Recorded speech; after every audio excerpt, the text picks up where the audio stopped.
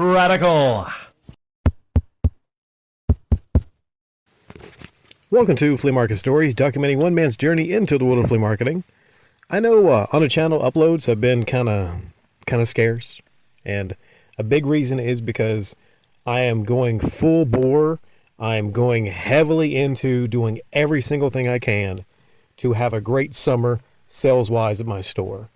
To me, it's not only bringing in a lot of quality items, making sure that they work well, but also it's just doing the little things like construction. I'm literally switching some things with the wall around from white to gray. I'm considering putting some shelving in, just doing things to make it look more professional. And when I do, I will definitely have some updates and show you guys my progress. Things like new business cards, I have a new logo, and making customers happy, keeping track of orders, things I gotta do. There's a lot to it, right? And you can understand if you're trying to do it, make a lot of money and make everyone happy, even if it were a full-time job, which it's not, that would be one thing. But I'm working that in with a 40-hour a week job, and trying to upload and keep some kind of presence on YouTube. So it's exhausting, but it's a good kind of exhausting. You know what I mean? Like if you go to the gym and you work out and you see the progress in your body, that's a good kind of exhausting because something good's going to come from it. And this summer, okay, we're just getting started with the summer, but I know this is going to be a great summer sales-wise at my store. I know that. And one thing people keep asking about is, do you have PlayStation 5 games? The answer is always sadly no. I said I have PlayStation 1, 2, 3, and 4, and the 4 games will work in the 5. For some people, they're like, oh, okay, I'll check out your PlayStation 4 games. But to a lot of people, they just kind of turn their nose up and walk away because they want PlayStation 5 games. Now, I get it because PlayStation 5 is a very, very popular gaming platform. Very popular. Way more popular than the Xbox Series X, whatever, S, all of it, combined in both. PlayStation 5 is still more popular. I know that. That's also what makes it difficult to get your hands on a lot of PlayStation 5 stuff, especially at prices where you can actually resell and make money. Very difficult to do. Even, and I've told you all this before, even bids on eBay or Shop Goodwill, even still high for PlayStation 4 games. So the PlayStation 5 is so popular, even PlayStation 4 games are they're not really going down in price because people can still play those on their PlayStation 5. Now, I got a customer. I thought he was younger. I thought he was maybe 11 or 12, because he's pretty short for his age. I found out he was 14. Which makes a little more sense because he just speaks so well. Very professional person. But I hope he hits a growth spurt. I hope he does, because really, really short kid. Is 14 considered kid? Okay, I'll say kid, teen, whatever. And he's traded some things. We've had some trades in the past where he's traded some things in for store credit. And on these two occasions, I did good by him. I think he had bought a couple of things from me before, but, very nice, very polite. And I did good by this kid. And each time after the trade-ins and for store credit, I kept saying to everybody around me, did you hear that kid? Did you hear him? Sounds incredibly professional. I mean, I got a pretty decent radio voice, I would say. But this kid, man, seriously, I keep thinking, this dude is going to go far in life. Just very well spoken, brilliant, smart, very, very friendly, very complimenting of the store, even though I feel like he might have been blowing a little bit of smoke, because several times he mentioned, unless he believes it, he kept telling me that, it's so much better dealing with you than GameStop, which I thought, well, that's very nice of you to say, but then I thought, actually, yeah, maybe it is better dealing with me than GameStop. And there's another local game store, primarily game store. They also carry toys and things of that nature also, card sets, Magic Gathering, and whether or not he really believed it or not, he said, like, you're even better than that store. But maybe he just meant on, like, trade-ins. Because I am very generous when it comes to trade-ins. My prices are higher, but I really am fair with people, and I'm legit with them. I'm like, listen, that's the thing I would sell for such and such, so I'm going to give you 40 to 50% of that if it works, because I'm going to make money on that. Is that a Need for Speed game? I sell those very well. Is that Left 4 Dead? Okay. Because I believe in honesty. I'm not out here to hoodoo nobody, specifically any customers that I want repeat business from. So, other than my quality, I'm proud of how much I give in store credit for certain items. Even people that are around, they think, what, really? You gave that much store credit for that? And the reason I do that and give so much store credit is because I go to these auctions, I go to these bids and things, and I get, sometimes, you've seen what I get on Shop Goodwill. It's insane amounts of stuff for low prices, like Xbox 360 specifically. I've even hit on, if I get lucky enough, yeah, there's a lot of sports games in there, but some really good PS4 lots. So I'm really fortunate in that I get good deals. So I pass that along to people trading stuff in. My thinking is, if I respect and appreciate those customers with their trade-ins, they will buy things from me. And they'll remember those instances to where, okay, this guy, he didn't try to give us $2 for a game like GameStop did, cash or barely any store credit or something. This guy actually worked with us on some things and was honest with us, which is the advantages where I can do things different than like a corporation, because GameStop probably has certain amounts written down that they have to do.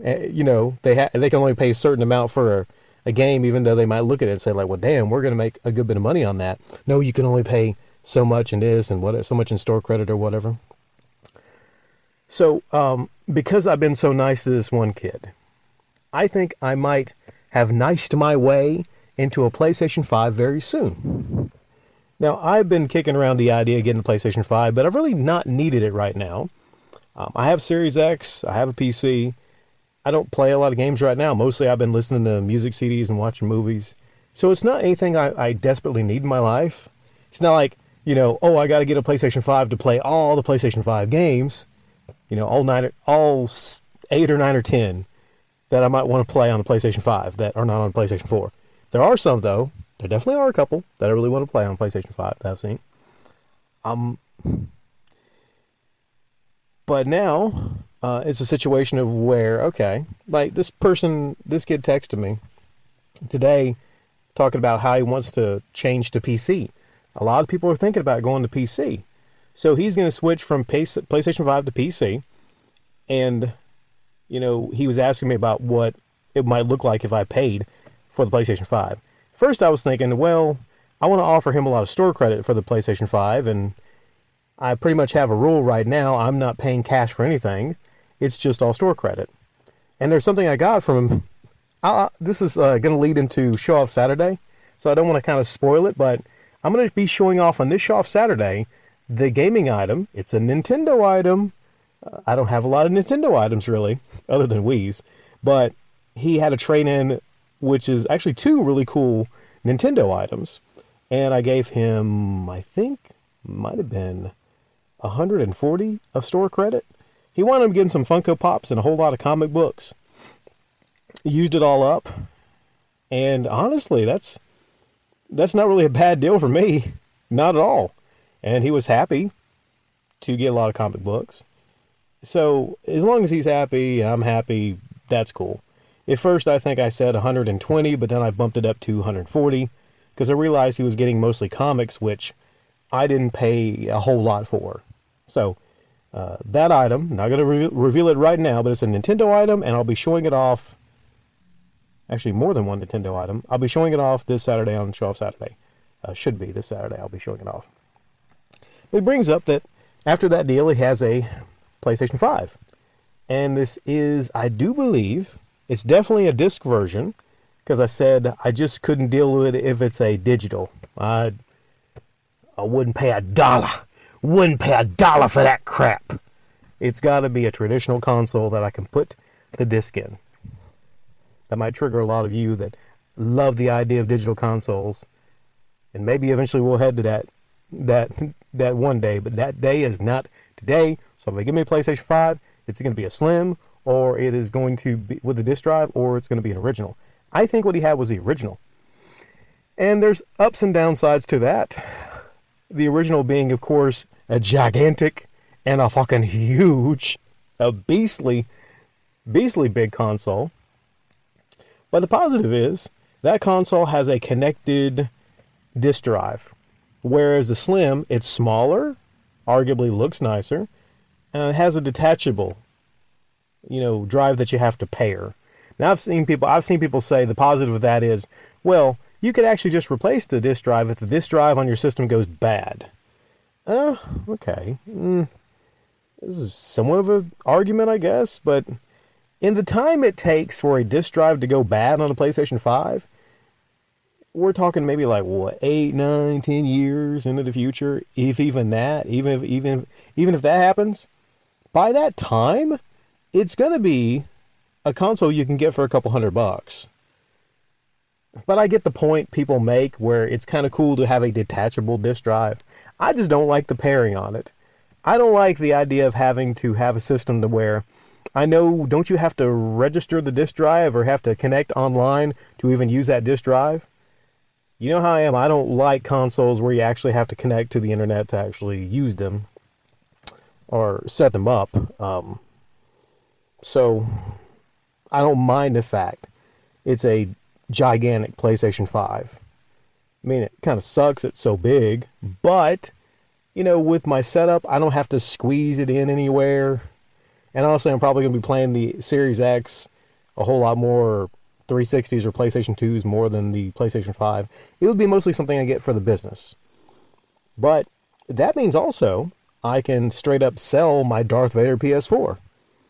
Now, what kind of offer did I make? And I noticed he's had a potential, like he's really friendly, but he's also kind of like slick. Like he's like, could you do a little bit more? Possibly? Could you, like he's really friendly, but, he's also like, he's a little bit of a business person too.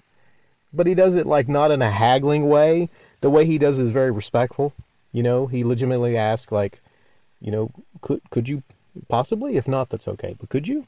Right? It's the way he comes across with it that is, and maybe it's technically a haggle, but this dude's only 14 years old, but he already knows how to like talk to people.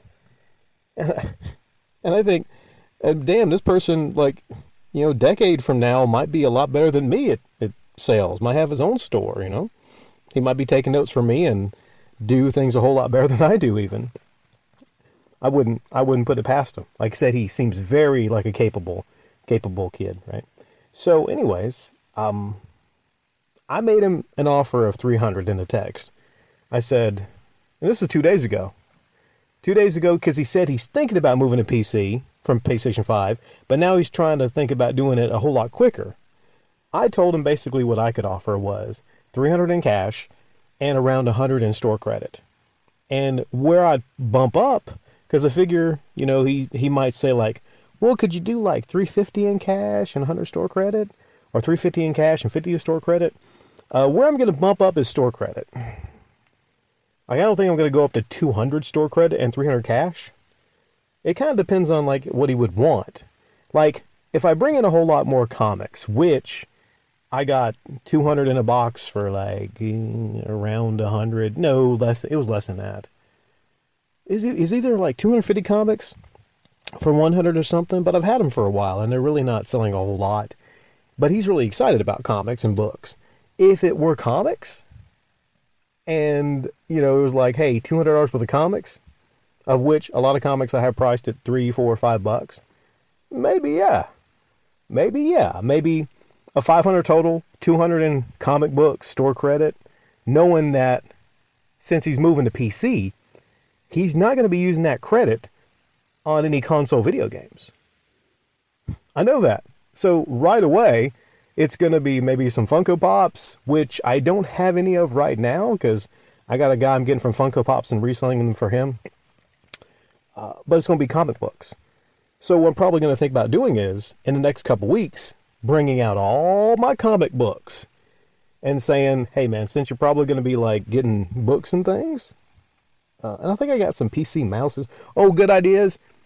Since he's going PC, bring out some. I got a Monster Cyber Power. Yeah, I think I got a Monster mouse and I got some Cyber Power stuff. Brand new because I got the second PC. Yeah, that's a great idea. I'm gonna start bringing out a lot of stuff like that. Yeah, my battery is getting really low right now, so sadly I have to finish this recording. But I just wanted to share that with you guys.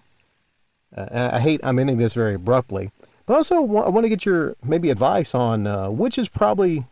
I mean, I know which one I'm getting from him probably, but between the PlayStation 5 Slim disc version and the PlayStation 5 regular, if you had a choice, all things being equal, which one would you choose? Take care, everybody.